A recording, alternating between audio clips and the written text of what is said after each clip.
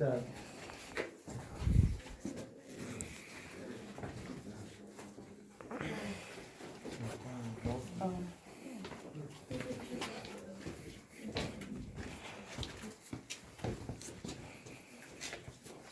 So as you make your way to the bottom of the stairs, up there to the right is a really neat picture spot. We call that the Kingdom of the Elves. You might have to use your imagination a little bit when you look at it, but the top part up there looks like a castle, and all the stalagmites underneath look like an army of elves marching up to that castle.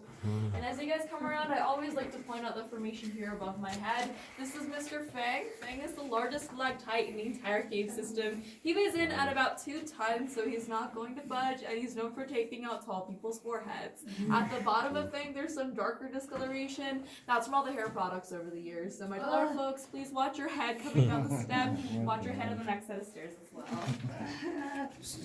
Wow.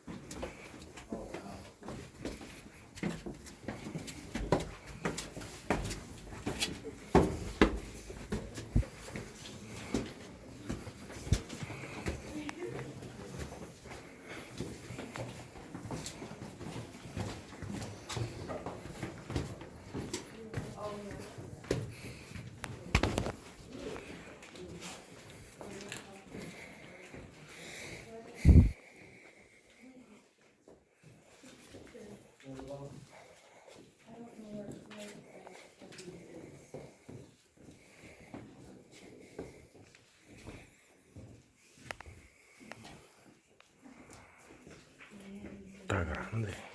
Esto es como un salón.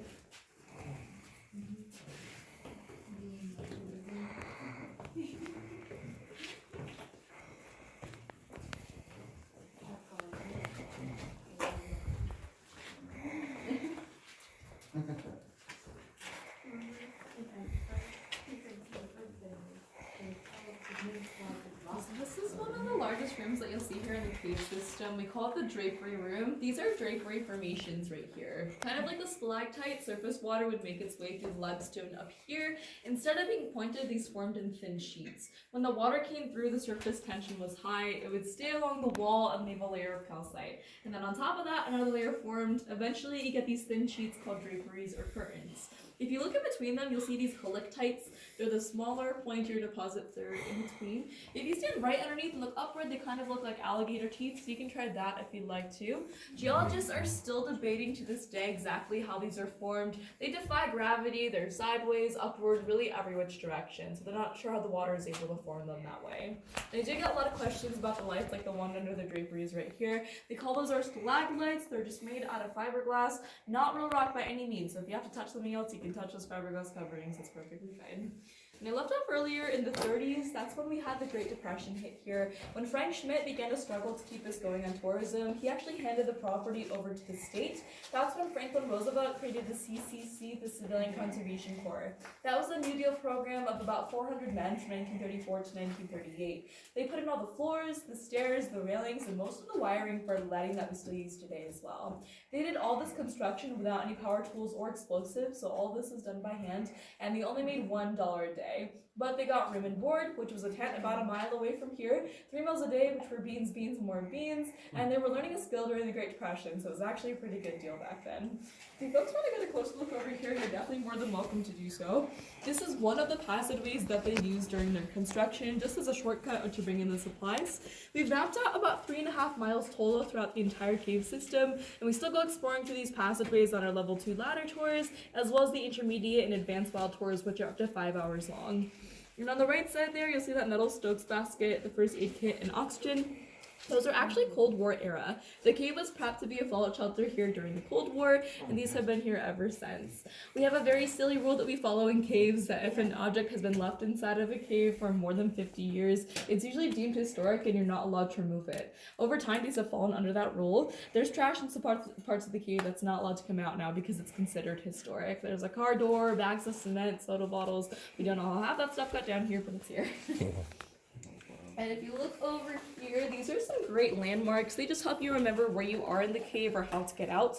So first you'll see this cave witch on the left. There's her big wart, yes, her eye, long pointy nose with big side profiles. There's her big tooth.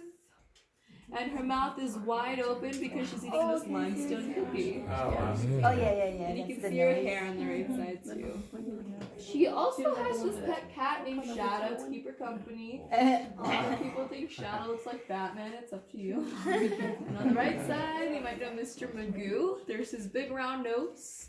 And he's sipping a cup of coffee. So if people were ever lost inside the cave, they would try to find the cave witch. Her nose points the way back out to the cave entrance, so she's a witch. Thank you. We do have a legend here that in the late 1800s there were bandits in the area. There were particular three of them called the Pantano Gang, and they were train robbers. They stole anywhere from $2,000 to $72,000 worth of gold and silver from Wells Fargo. When they stole all that money, they came here to the cave to hide away from the sheriff. They were friends with Solomon Lick. He brought them food and water, so they survived here for about 3.5 weeks total. That sheriff was waiting for the bandits to come out at the entrance that we had come through. He thought it was the only way to come in and out, figured he would just wait it out and they would come back out of that same entrance.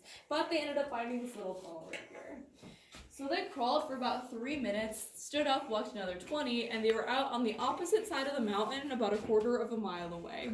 Once they got out, they decided to go to the next town over, naturally started bragging about how they had outrun the sheriff. Word got around and eventually the sheriff heard about that. As you can imagine, he wasn't very happy, so he found the bandits eventually. When he found them, there was a big shootout. 2 of them died, the other one was arrested, but all the money that they stole was never found, so people think that it's still lost somewhere here in the cave system today. So just keep your eye out, everybody. In the next room that you're going into, I actually send you in by yourselves. It's a quick loop right back around into this room, so there's no way you can get lost.